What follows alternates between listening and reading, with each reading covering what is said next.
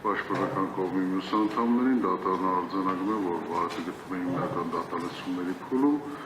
հետազոտվել են գրավոր ապացույցների մի մասը, Վահագն Չախալյանի նկատմամբ ոչ միայն տնային կալանք է կիրառված եղել, այլ նաև համակցված բացակայելու արգելքը, որի պայմաններում իրավաչափության պայմանները չեն փոփոխվել, չեն նվազել եւ դատարանը գտնում է, որ անազդեցանը չկապված այլ խափամիջոցները տվյալ փուլում չեն կարող ապահովել մեղադրյալի վաճառ օրինական վարքագիծը, հետևաբար վերջինիս տնային կալանքի ժամկետը երկարաձգվի 1 ամիս ժամկետով մինչև սեպտեմբերի 4-ը համակցված կիրառված ուրեմն կարգադրիչները դալիճում կարգ ու կանոն պահպանեք, եթե կշարունակվի այդպես, ուրեմն դատական նիստերի դալիճից կհեռացնեք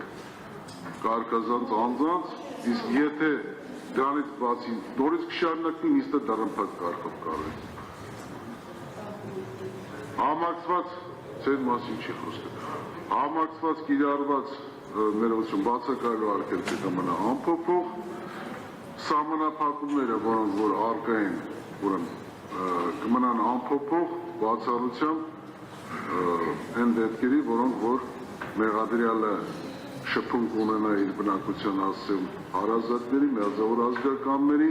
եւ ընտանիքի անդամների հետ, բնականաբար այդ սահմանափակումները, որոնք որ նախորդի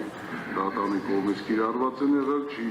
վերաբերվելու շտաբ բժշկական օգնության, իրավապահ մարմիններ կամ արտակարգ իրավիճակներում փրկարար ծառայություն կանչելու պետական կամ տեղական ինքնակառավարման մարմինների կողմից ուղարկված փոստային առաքամիներին,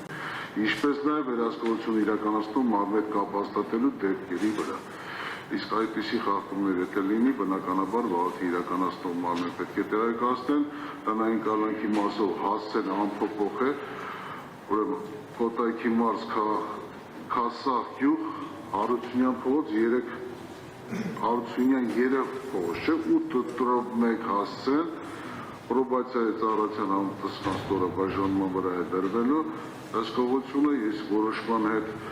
համաձայն չլինելու դեպքում այն կարող է ստանալու պայս 10 օրյա ժամկետում բողոքարկել վերաքննիչ քրեական դատարան։ Այսինքն մինչև